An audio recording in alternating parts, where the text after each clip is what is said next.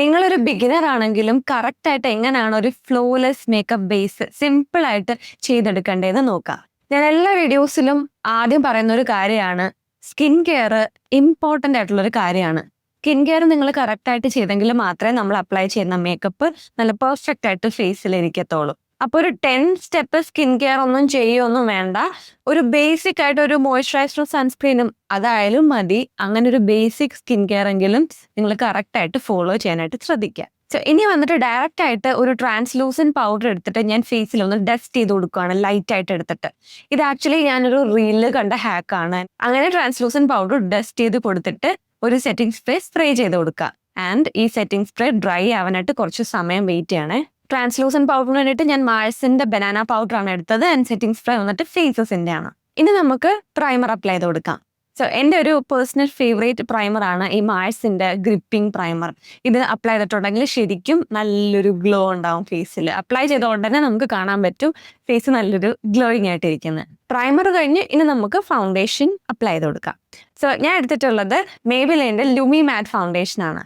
ഞാൻ കൺസീൽ ചെയ്യുന്നതിന് മുന്നേ ഡയറക്റ്റ് ഫൗണ്ടേഷൻ അപ്ലൈ ആണ്. കാരണം ഈ ഫൗണ്ടേഷൻ വന്നിട്ട് എൻ്റെ സ്കിൻ ഷെയ്ഡിന്റെ ഒരു പെർഫെക്റ്റ് മാച്ച് ആണ്.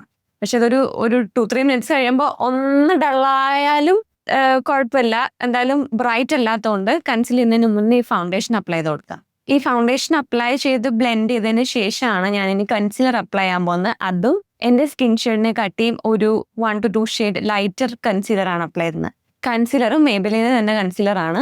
ഈ അണ്ടർ ഐ ഏരിയയിലൊക്കെ ഒന്ന് കൺസീലർ അപ്ലൈ ചെയ്ത് കൊടുത്ത് അതൊന്ന് ബ്ലെൻഡ് ചെയ്ത് കൊടുക്കാം. പക്ഷേ ഈ ഫൗണ്ടേഷൻ വന്നിട്ട് എൻ്റെ കറക്റ്റ് സ്കിൻ ഷെയ്ഡ് അല്ലെങ്കിൽ എൻ്റെ സ്കിൻ ഷെയ്ഡിനെ കാട്ടിയും ഒരു ഹാഫ് ഷെയ്ഡൊക്കെ ലൈറ്റർ ആയിരുന്നെങ്കിൽ ഞാൻ എന്തായാലും കളർ കറക്റ്റ് ചെയ്യുമോ അല്ലെങ്കിൽ ഒരു ഡാർക്കർ ഷെയ്ഡ് ഓഫ് കൺസീലറും കൊണ്ട് എൻ്റെ ഡാർക്ക് സർക്കിൾസും പിഗ്മെന്റേഷനും ഒക്കെ കൺസീൽ ചെയ്തതിന് ശേഷമേ ഞാൻ ഫൗണ്ടേഷൻ അപ്ലൈ ചെയ്യത്തുള്ളായിരുന്നു. പക്ഷെ ഇതെനിക്ക് ഞാൻ പറഞ്ഞല്ലോ പെർഫെക്റ്റ് ഷെയ്ഡ് അല്ലെങ്കിൽ ഒരു ഹാഫ് ഷെയ്ഡ് ഡാർക്കർ പോലെ നിൽക്കുന്ന ഫൗണ്ടേഷനാണ്. അതുകൊണ്ടാണ് ഞാൻ ഇങ്ങനെ അപ്ലൈ ചെയ്തത്. കൺസീലറും കൂടെ അപ്ലൈ ചെയ്തതിന് ശേഷം നമുക്ക് ആ ഒരു ബനാന പൗഡർ എടുത്ത് ഒന്നും കൂടെ ഫേസിൽ ഡസ്റ്റ് ചെയ്ത് കൊടുക്കാം. ഒരുപാട് പൗഡർ അപ്ലൈ ചെയ്യലും എപ്പോഴും ശ്രദ്ധിക്കുക. ഒരുപാട് എമൗണ്ട് നമ്മൾ അപ്ലൈ ചെയ്താൽ ഭയങ്കര കേക്കി ആയി പോകും നമ്മുടെ ഈ ഒരു മേക്കപ്പ് ഫുള്ള്. അപ്പോൾ കുറച്ച് മാത്രം എടുത്ത് ലൈറ്റായിട്ട് ഡസ്റ്റ് ചെയ്ത് കൊടുക്കാവൂ. എന്നിട്ട് ദേ ഈ സെറ്റിംഗ് സ്പ്രേ ഒന്നും കൂടെ ഫേസിൽ സ്പ്രേ ചെയ്ത് കൊടുക്കുക. സ്പ്രേ ചെയ്തു, അത് ഡ്രൈ ആവാനായിട്ട് ടൈം കൊടുക്കുക. എന്നിട്ട് നല്ലൊരു ക്രീം ബ്ലഷും കൂടെ അപ്ലൈ ചെയ്ത് കൊടുക്കാം. എനിക്ക് ക്രീം ബ്ലഷ് ആണ് ഇഷ്ടം. ഇപ്പോൾ നല്ല ഒരു ഷൈൻ ഉണ്ടാവും ഫേസിന്. നമ്മുടെ സിമ്പിൾ ആയിട്ടുള്ള ബേസ് മേക്കപ്പ് കംപ്ലീറ്റ് ആയി. പെട്ടെന്ന് ചെയ്തെടുക്കാൻ പറ്റും. നിങ്ങൾ ബിഗിനർ ആണെങ്കിൽ പോലും സിമ്പിൾ ആയിട്ട് ചെയ്തെടുക്കാൻ പറ്റുന്ന കുട്ടി സ്റ്റെപ്സ് ആണ് ഞാൻ പറഞ്ഞു തന്നതും. ഇത് നല്ല ഫ്ലോലെസ് ബേസ് മേക്കപ്പ് ആണ്. അപ്പം എന്തായാലും ട്രൈ ചെയ്ത് നോക്കുക. ചാനൽ സബ്സ്ക്രൈബ് ചെയ്യാൻ മറക്കണ്ട. വീഡിയോ യൂസ്ഫുൾ ആയെങ്കിൽ ലൈക്ക് ചെയ്യും, ഷെയർ ചെയ്ത് കൊടുക്കുകയും ചെയ്യുക. അപ്പോൾ നമുക്കിനി അടുത്ത വീഡിയോ ആയിട്ട് കാണാം. ബൈ.